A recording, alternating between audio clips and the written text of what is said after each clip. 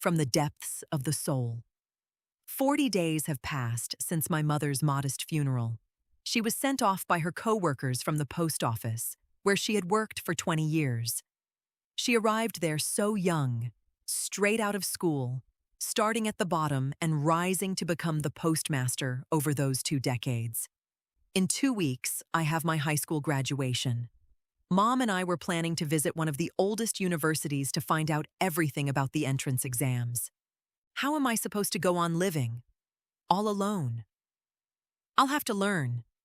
In January, I'll turn 17. I don't remember why Mom moved to Voronezh. I only know that grandmother passed away early and that she, just like me after school, was planning to attend that very same university. She planned to, but for some reason, she never went. Or perhaps she failed the exams. How little I actually know about you, Mommy. It was just the two of us, Mom and I. I never wanted to ask about Dad. Somehow, I decided it was her deep emotional wound, and I kept waiting for the day when we would sit down like best friends and talk heart to heart. We never got the chance to have that conversation. Last summer was exceptionally hot. She often complained of headaches. That one time at work, she lost consciousness and was hospitalized. After the examination, they diagnosed her with a pituitary adenoma, reassuring us that it wasn't life-threatening. But over the course of the year, the tumor grew aggressively. Mom's vision deteriorated sharply. The tumor was expanding rapidly, compressing her brain tissue. By the end of winter, I brought Mom home, hoping that the comfort of home would heal her and that a miracle would happen. But no miracle came. Mom passed away in the spring, just as the wild rosemary began to bloom.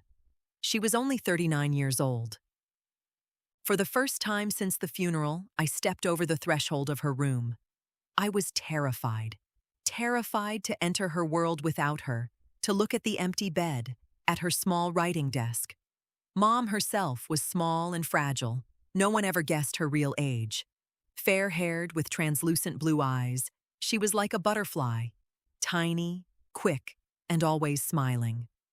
I am completely different. I already outgrew her by the 8th grade. My hair is dark, and my eyes are brown. I must take after my dad. Mom was also very soft, yielding, and she often told me, "Be a little softer, my dear daughter. Forgive people more often." But how can I be softer? And whom am I supposed to forgive for taking my mother away from me? So I sat on her chair, at her little desk, and heavy tears fell, blurring into purple stains on a sheet of notebook paper lying there. My beloved daughter, my happiness, sent by God. I look out the window. It has grown dark. The wild rosemary has bloomed on the windowsill. So beautiful, lilac. It's spring. It's hot. My vision is doubling. My head aches. But I must write this letter. You are still so little, and I hoped that we had so many interesting things ahead of us, but you see how it turned out. Forgive me. I didn't make it in time. So untimely. I didn't finish anything. Life seems so long, and you and I were only at the beginning of the journey. This was her last letter. I reread it many times until the paper dried, leaving behind the traces of my soul. I wanted to hide her letter for a while, to return to it whenever my soul demanded. Pulling out the narrow drawer of the desk, I saw Mom's photograph in a thin oval frame. Only in it, Mom looked so young. I don't remember her like that. And below, in capital letters, it was written, "From the depths of the soul." I froze. And no, it wasn't me. My hands gently and carefully touched it, caressed it, and brought it to my lips. I wept bitterly, because the soul weeps bitterly.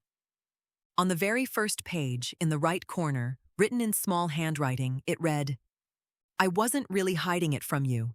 It's just that you never opened my writing desk. And now, by the will of fate, You have to go through my things. Before you are my diary.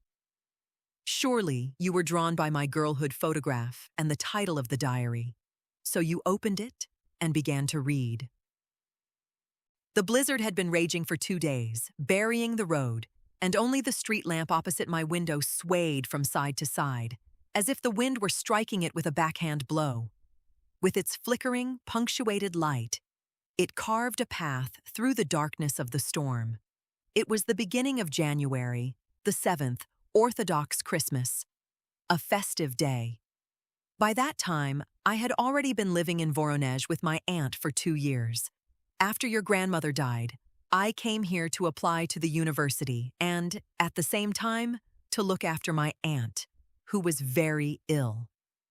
I got a job at the post office, but there was little time left for studying, and I did poorly on my exams.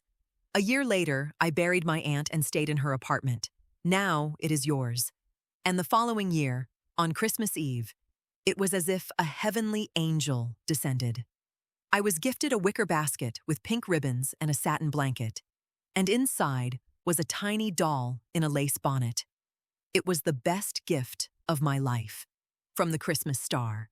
Lying next to it was your trousseau, all new and very beautiful, and a letter.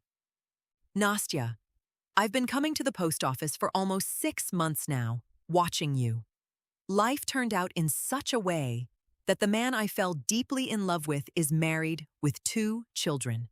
He had no intention of destroying his marriage, and I was just a passing amusement to him. He asked me to get rid of the baby immediately and go back to Armenia, but I refused. I thought he would change his mind, but later, it was already too late. In church, a nun advised me that it is better to find a kind heart than to abandon a baby. Life is bitter in an orphanage. So, I found you. Or rather, her heart chose you. I will be at peace for Karina. She will find a kindred heart in you, and you will find a loving daughter in her. And after that, my dear daughter, everything went on as it did. You are my happiness, sent by God. Forgive me, I know you were curious to know who your father was, but your soul didn't want to trouble me. Back then, with you by my side, I didn't need anyone else. Not the university, nor someone else's father. There is so much I didn't manage to do. I didn't have time to tell you about life. It seemed everything was ahead of us, that life would be long, and we were only at the beginning of this path. When I was diagnosed, the chief physician helped me find the address of the girl who gave birth to you, which was kept at the maternity hospital. Armenia, Yerevan, Avetisyan Street. Building 40/1, apartment 35, Ivazian, Anush. I sat there crushed, in total numbness. Night had long since fallen, and the spring had faded.